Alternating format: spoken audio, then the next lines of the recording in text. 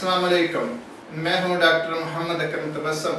आज एक नई वीडियो के साथ आपकी खिदमत में हाजिर। आज मैं आपकी खिदमत में दिमाग का एक ऐसा नुस्खा बयान करना चाहता हूं। ये नुस्खा कमज़ोर दिमाग के ऐसे मरीजों के लिए जिनका दिमाग बिल्कुल जवाब दे रहा हो, बहुत ही मुफीद है। जो हजरात इस हद तक मर्द नस्यान का शिकार हो चुके हों, यानी उनका दिमाग बिल्कुल ही कमज़ोर हो गया हो, बात करते हुए इसलिए अटक जाते हों कि मौका पर बोले जाने वाले अल्फाज जहन में ना आते हो, दिल जमी से किसी काम को ना कर सकते हो, मामूली बात पहाड़ की तरह दिखाई दे, चंद मिनट का मुतालिया या चंद मिनट की गुफ्तगू थका देने के लिए काफ़ी है। ये नहीं चंद मिनट की गुफ्तगू से या चंद मिनट के काम करने से या पढ़ने से वो बहुत ज़्यादा थक जाते हों। ये नुस्खा ऐसे हजरात के लिए बहुत ही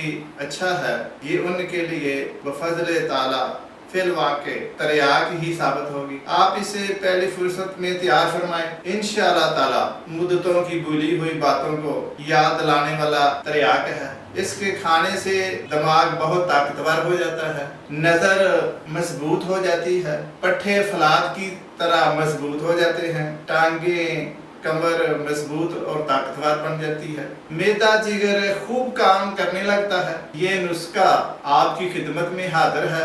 आप ये नुस्खा नोट कर लें। नंबर 1, इसमें जो चीज़ें डाली गई हैं, पहली चीज़ है नमक मूली, इसकी मकदार है 3 ग्राम। इसके अलावा इसमें है नमक ब्राह्मी बूटी 3 ग्राम। नंबर 3, नमक त्रिफला 3 ग्राम। नंबर 4, कुश्ता फलाद 3 ग्राम। नंबर 5, कुश्ता चांदी 3 ग्राम। नंबर 6, कुश्ता मरचान 3 ग्राम।